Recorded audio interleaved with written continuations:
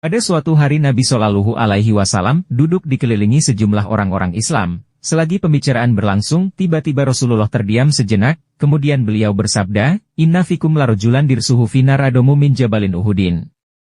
Sesungguhnya di antara kalian ada seorang laki-laki, gerahamnya di dalam neraka, lebih besar dari gunung Uhud.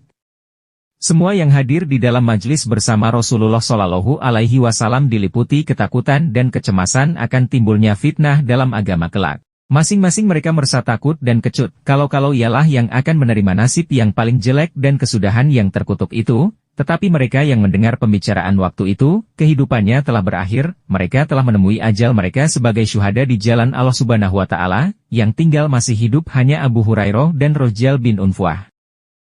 Abu Hurairah merasakan seluruh persendiannya gemetar dan hatinya diliputi ketakutan, kalau-kalau ramalan Nabi itu menimpa dirinya, matanya tak mau terpejam ditidurkan dan belum tenang rasa cemasnya, sampai takdir menyingkap tabir orang yang bernasib celaka itu Rojal bin Unfuah, orang yang murtad dari Islam dan bergabung dengan Musailamah Al-Kadzab, malah mengakui kenabian palsunya. Ketika itu nyatalah apa yang diramalkan Rasul dengan nubuatnya, mengenai nasib buruk dan kesudahan yang celaka itu. Rojal bin Unfuah ini pergi di suatu hari kepada Rasulullah berbayat dan masuk Islam. Sesudah menganut Islam kembalilah ia kepada kaumnya. Ia tak pernah datang lagi ke Madinah, kecuali sesudah Rasul wafat dan terpilihnya Abu Bakar As-Siddiq jadi khalifah kaum muslimin. Kepada Abu Bakar telah sampai berita tentang keadaan penduduk Yamamah, dan bergabungnya mereka dengan Musailamah. Rajal mengusulkan kepada Abu Bakar As-Siddiq, agar ia sendiri diutus kepada mereka, untuk mengembalikan mereka kepada Islam, lalu usul itu diterima oleh Khalifah Abu Bakar As-Siddiq. Maka berangkatlah Rojal ke negeri Yamamah. Namun sewaktu ia menyaksikan jumlah mereka sangat banyak dan menakutkan, dan disangkanya orang-orang itu pasti menang. Maka jiwa hianatnya membisikkan, agar hari itu ia menyeberang saja ke gerombolan Al-Hazab, si pembohong itu yang disangkanya akan jaya dan menang, lalu ditinggalkannya Islam dan bergabung ke dalam barisan Musailamah yang bermurah hati kepadanya dengan mengobrol janji-janji. Bahaya Rojal terhadap Islam lebih mengkhawatirkan daripada Musailamah sendiri, sebabnya ia dapat menyalahgunakan keislamannya yang lalu, dan masa-masa hidupnya bersama Rasul di Madinah, serta hafalnya ayat-ayat Al-Quran yang tidak sedikit. Begitupun dikirimnya ia sebagai utusan oleh Abu Bakar As-Siddiq, khalifah kaum muslimin. Semua itu disalahgunakannya secara keji untuk memperkuat kekuasaan Musailamah dan mengukuhkan kenabian palsunya. Dengan sungguh-sungguh ia menyebarluaskan kepada orang banyak, bahwa ia mendengar Rasulullah Shallallahu Alaihi Wasallam berkata, yang maksudnya, bahwa beliau menjadikan Musailamah bin Habib sebagai serikatnya dalam perkara itu. Sekarang karena Rasul telah wafat, maka orang yang paling berhak membawa bendera kenabian dan wahyu sesudahnya ialah Musailamah. Jumlah orang-orang yang bergabung kepada Musailamah semakin bertambah banyak, disebabkan kebohongan-kebohongan Rojal ini, dan karena penyalahgunaan keislaman dan hubungannya dengan Rasulullah di masa silam. Berita kebohongan Rojal ini sampai ke Madinah, kemarahan orang-orang Islam menjadi berkobar karena tindakan si murtad ini, yang akan menyesatkan manusia sampai begitu jauh, dan dengan kesesatan itu akan memperluas daerah peperangan, yang mau tak mau harus diterjuni oleh kaum muslimin. Maka orang Islam yang paling murka dan terbakar kemarahannya untuk menjumpai Rojal, ialah seorang sahabat yang mulia, yang cemerlang dalam sejarah dengan nama tersayang Zaid ibnul Khattab. Zaid adalah seorang pahlawan kenamaan, ia bekerja secara diam-diam. Diamnya itu memancarkan permata kepahlawanannya. Keimanannya kepada Allah dan Rasul-Nya dan kepada agamanya, merupakan keimanan yang teguh, ia tak pernah ketinggalan dari Rasulullah Shallallahu Alaihi Wasallam. Dalam setiap kejadian penting maupun peperangan, dalam setiap pertempuran niatnya telah dipatrikan menang atau syahid.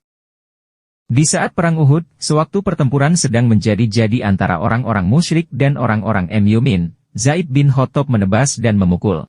Ia terlihat oleh adiknya, Umar bin Khattab, sewaktu baju besinya terlepas ke bawah, hingga ia dalam keadaan mudah dijangkau musuh, maka seru Umar, "Hai Zaid, lekas ambil baju besiku, pakailah untuk perang." Maka dijawab oleh Zaid, "Aku juga menginginkan untuk syahid, sebagaimana yang kau inginkan wahai Umar."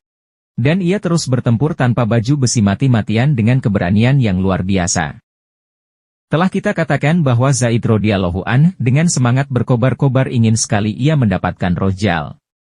Dengan maksud ingin menghabisi nyawanya yang keji itu dengan tangannya sendiri. Menurut pandangan Zaid, bukan saja dia orang yang murtad, bahkan lebih dari itu, ia juga seorang pembohong, munafik serta pemecah belah.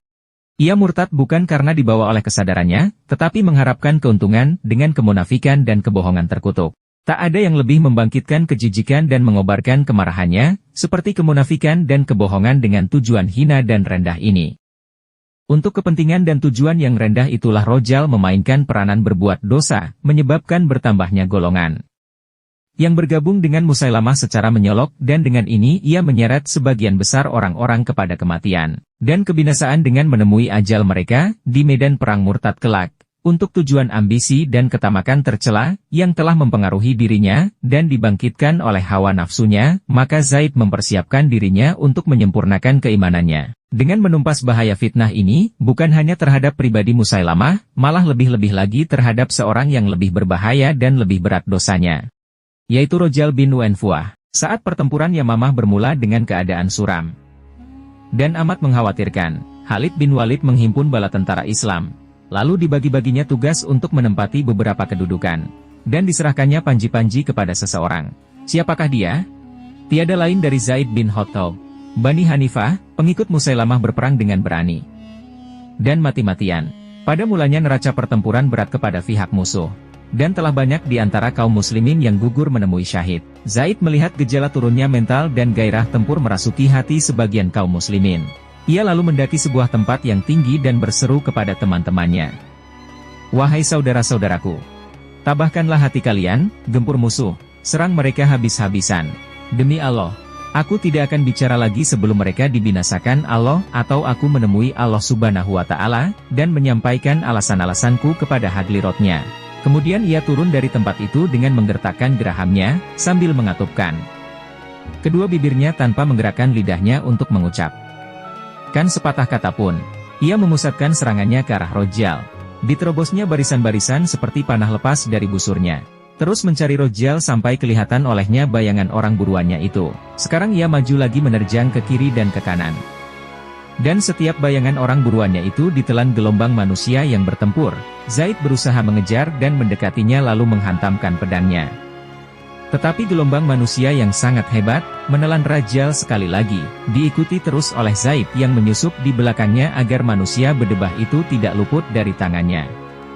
Dan akhirnya ia dapat memegang batang lehernya dan menebaskan pedangnya ke kepalanya yang penuh dengan kepalsuan dan kebohongan serta pengkhianatan itu. Dengan tewasnya si pembuat kebohongan ini, mulailah berjatuhan pula tokoh-tokoh yang lain.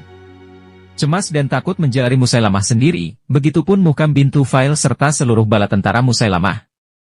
Terbunuhnya Rojal telah tersebar luas di kalangan mereka tak ubah bagai api yang berkobar ditiup angin kencang. Sebenarnya Musailamah telah memberikan janji-janji yang muluk-muluk dengan kemenangan mutlak kepada para pengikutnya, dan bahwa ia bersama Rojal bin Unfuah dan Muhkam bin Tufail setelah kemenangan itu, akan membawa mereka ke masa depan gemilang, dengan menebarkan agama dan membina kerajaan mereka. Demikianlah Zaid ibnul Khattab telah menyebabkan kehancuran mutlak dalam barisan Musailamah. Adapun orang-orang Islam sendiri demi berita tewasnya Rojal dan kawan-kawannya tersebar di antara mereka, maka tekad dan semangat mereka membesar seperti gunung, bahkan korban-korban yang luka bangkit lagi dengan pedangnya tanpa memperdulikan luka mereka, bahkan mereka yang telah berada di bibir maut, yang tak ada tanda-tanda hidup lagi kecuali sisa gerak dan isyarat mata. Sewaktu berita gembira itu sampai ke telinga mereka, merasakannya seperti mimpi dan hiburan yang indah. Seandainya dapat, mereka ingin kembali hidup untuk bertempur lagi dengan menyaksikan kemenangan yang mengagumkan di akhir kesudahannya. Tetapi apalah gunanya untuk mereka yang demikian, sebab semua pintu surga telah terbuka lebar untuk menerima mereka. Dan sesungguhnya mereka sekarang sedang menantikan nama-nama mereka dipanggil. Zaid ibnul Khattab mengangkat kedua tangannya ke langit dan dengan rendah hati memohon kepada Tuhannya serta bersyukur atas bantuan nikmatnya. Selama waktu yang singkat itu, rupanya ia kembali kepada pedangnya dan sikap diamnya. Setelah bersumpah takkan berbicara sampai kemenangan sempurna tercapai, atau ia sendiri mencapai syahid.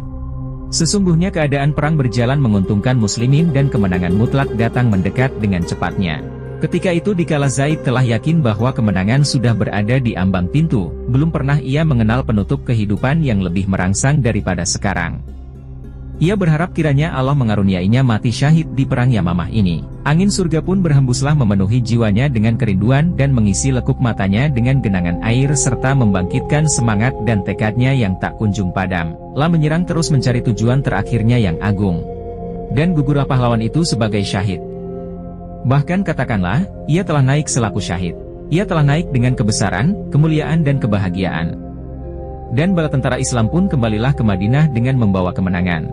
Selagi Umar bersama Khalifah Abu Bakar menyambut kedatangan mereka, dilayangkannya pandangannya dengan penuh kerinduan, mencari-cari abangnya yang kembali. Zaid adalah seorang yang tinggi jangkung, karenanya mudah dikenal dari jauh. Tetapi belum sampai Umar bersusah payah mencarinya, salah seorang di antara kaum muslimin yang kembali, mendekatinya dan menyampaikan bela sungkawa atas gugurnya Zaid. Berkatalah Umar, "Rahmat Allah bagi Zaid.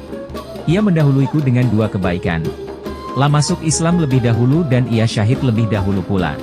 Sekalipun tidak sedikit kemenangan-kemenangan yang diperoleh, di mana Islam berjaya dan berbahagia, namun tak pernah hilang dari pikiran Al-Faruq gelaran bagi Umar. Agak sekejap pun akan abangnya Zaid. Dan sering-sering ia berkata, bila angin kerinduan berhembus tercium olehku harumnya Zaid. Sungguh, kerinduan benar-benar membawa bau wanginya Zaid dari nama baiknya dan budinya yang tinggi. Bahkan, seandainya Amirul Mukminin mengizinkan, akan kutambahkan ke dalam pantunnya yang indah itu, beberapa kalimat yang akan melengkapi kemegahan tersebut, demikian bunyinya. Setiap angin kemenangan Islam berhembus, semenjak peristiwa Yamamah, akan tercium selalu oleh Islam bau wanginya Zaid, pengorbanan Zaid, kepahlawanan Zaid dan kebesaran Zaid. Ya, keluarga Al-Khattab telah diberi berkah di bawah naungan bendera Rasulullah Sallallahu Alaihi Wasallam. Mereka mendapat berkah di hari mereka masuk Islam. Diberi berkah dikala mereka berjihad dan mencari syahid, serta diberi berkah di hari mereka dibangkitkan kelak. Wallahu a'lam.